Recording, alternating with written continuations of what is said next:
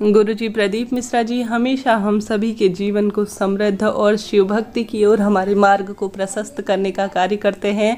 उन्होंने हम सभी के जीवन को सुदृढ़ बनाने के लिए कई कार्य बताए हैं, जिसमें गुरुजी कहते हैं प्रत्येक महिला को रात्रि को सोने से पहले 1 लोटा पानी इस जगह पर जरूर से रख देना चाहिए, ताकि जीवन सुखमय हो, रोग दरिद्रता का नाश हो और जीवन में आने वाली विपदाएं हमेशा के लिए सदा सर्वदा दूर हो।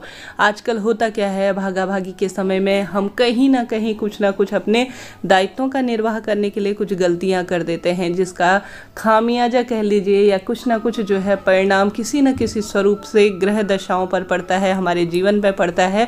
घर भी इतने सुदृढ़ नहीं है, नहीं हमारी व्यवस्था, ना हम इतना प्रभु चिंतन में अपना समय व्यतीत कर पाते हैं, जिस कारण से कहीं ना कहीं कुछ ना कुछ दोषों के भागीदार भी हम होते हैं। ऐसी स्थिति में शिव भक्ति का और साथ ही शास्त्र पुराणों में ऐसी बातें लिखी गई हैं जो हमारे जीवन को सुदृढ़ बनाने के लिए सहायक हैं।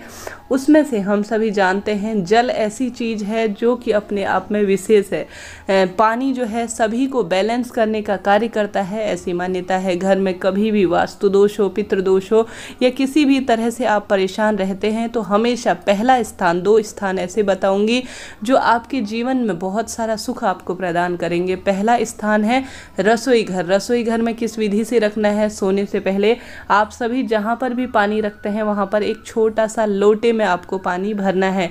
गुरुजी कहते हैं रसोई घर में अन्नपूर्णा का वास होता है, जो माँ पार्वती के स्वरूप के रूप में कही जाती हैं। और आवश्यक रूप से आपने यह बात जो है आप गुरुजी के मुख से उनकी वीडियो में भी सुन सकते हैं। बहुत लंबे समय से गुरुजी को जो व्यक्ति सुनते आ रहे हैं वह जानते हैं कि गुरुजी ने यह बात कई बार बता दी है कि अपनी घर की रसोई घर में एक पानी का छोटा सा मटका तो हमेशा भरना ही चाहिए। यह तो बात है कि कभी भी मटके को पूरी तरह से खाली नहीं होने देना है।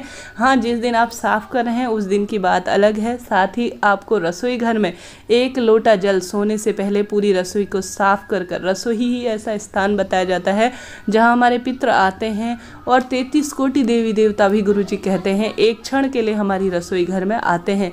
और रसोई को ही सबसे पवित्र स्थान बताया जाता है। घर में गुरुजी कहते हैं जब भी आप भोजन बनाएं तो इस बात का ध्यान रखें कि हमेशा रसोई में सुंदर भजनों के साथ, सुंदर मन से, प्रेम पूर्वक आप भोजन बनाएं। उस भोजन को ऐसा बनाएं कि हम भगवान के लिए बना रहे हैं।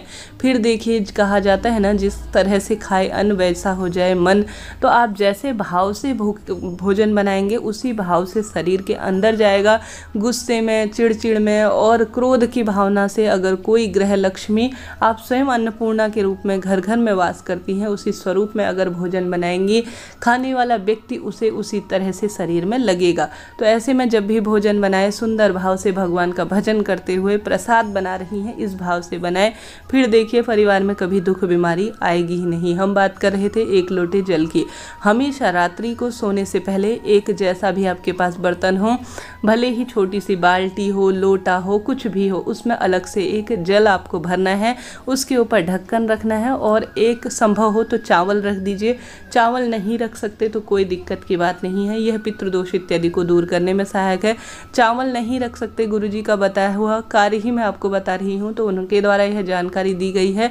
आप चाहें तो चावल रोज रखने की आदत बना लीजिए, नहीं रख सकते तो कोई दिक्कत की बात नहीं है। रात्रों को जब रसोई पूरी साफ हो जाए तो आपको साफ सुथरा एक लोटा भर लेना है, उसे ढांक लेना है किसी चीज़ से। उसके पश्चात जो है आप सभी को यह जल का लोटा घर के बाहर सुबह उठने के बाद मुख्य द्वार पर छिड़क देना। इसके साथ ही एक स्थान और ऐसा बताया जाता है जहाँ पर हमेशा पानी भरकर हम सभी को रखना चाहिए। वह स्थान है घर का मंदिर। घर का मंदिर जहाँ पर हमारे सालों से, कई वर्षों से देवी देवता वहाँ पर आकर वास करते हैं। मंत्रों की शक्ति से अपने आप में अभिमंत्रित वह स्थान है। रोज़ आपको सुबह की पूजा इत्यादि करने के बाद एक छोटे से पात्र में, आप चाहें तो मंदिर बड़ा है तो बड़े कलश का इस्तेमाल कर सकते हैं, चाहे तो छोटा कलश इस्तेमाल करें, चाहे तो उस कलश के अंदर तुलसी दल भी कई लोग रखते हैं, अति श्रेष्ठ इसे कहा जाता है। बड़े बड़े मंदिर इत्यादि में भी आपने देखा होगा, दुकान के मंदिर में भी यही बात बात लागू होती है। आपको अपने घर के मंदिर में भी सुबह पूजा इत्यादि करने के बाद एक छोटा लोटे में पानी भरकर या गिलास में भरकर रखना चाहिए। पूरे दिन इसे छोड़ देना चाहिए ऐसे के ऐसे। जब शाम के समय आप पूजा करने के लिए दोबारा से मंदिर में जाएं तो आप सभी को क्या करना है कि उस जल के लोटे को जो आपने सुबह रख रखा है भगवान के आगे, भगवान के स्पर्श से, मंत्रों की शक्ति से अभिमंत्रित होकर भगवान के सुगंध से, भगवान उसे सुगंध के द्वारा ग्रहण करते हैं। उसके बाद जो है वह दिव्य जल अपने आप में पवित्र हो गया है और घर के सभी वास्तु दोष, पितृ दोष और घर में कुछ ऐसे चीज़ें होती हैं जो अपूर्ण अर्थात पूर्ण रूप से बैलेंस नहीं हो पाती, कहीं ना कहीं हमारा वास्तु दोष खराब है या कुछ भी वास्तु से संबंधित परेशानी है, तो जल जो है इन सभी को बैलेंस करने का काम करता है। ऐसे में उस जल को लेकर आप सभी को शाम के समय पूरे घर में उसका छिड़काव कर देना चाहिए और अपने घर के ही गमले में इसे छोड़ देना चाहिए। ऐसी मान्यता है। इन 2 जगहों पर हमेशा घर में पानी भरा हुआ रखना चाहिए। मंदिर में पूजा करने के बाद शाम के समय आप सभी को भगवान की नित्य नियमित जैसे आप पूजा करते हैं उस विधि से करें। उसके पश्चात एक छोटी सी जो भी आपने लोटा अभी तक यूज़ किया था उसे धोकर पूर्ण रूप से साफ सुथरा सा पानी रात भर के लिए आपको और रखकर छोड़ देना है। इसी तरह से यह प्रक्रिया रोज़ आप सभी को दोहरानी चाहिए। चाहे तो इस जल को भी घर के मुख्य द्वार पर छिड़क सकते हैं, कोई दिक्कत की बात नहीं है, अति श्रेष्ठ रहेगा। साथ ही यह जल भी जो है जो हमारी रसोई घर का जो जल होता है उसमें मिश्रित कर कर घर के मुख्य द्वार पर छिड़का जा सकता है। नहीं तो सामान्य तौर पर सुबह शाम आपकी इच्छा है आप इसे किस तरह से यूज़ में लेना चाहें, परंतु इस बात का ध्यान रखें कि लेटरिन, बाथरूम इत्यादि में यह न जाए। यह साफ स्वच्छ पवित्र जल है जो अपने आप में अभिमंत्रित है। इसके पश्चात जो है रसोई घर में विशेष रूप से हम सभी को कम से कम यह नियम बांधना चाहिए। कहा जाता है घर के मुख्य द्वार पर हमारे पितृ रात्रि भर में आकर जो है घूमते हैं या वास करते हैं। साथ ही कई लोग समाज में ऐसे होते हैं जिनकी निगाह भी कुछ गलत होती है।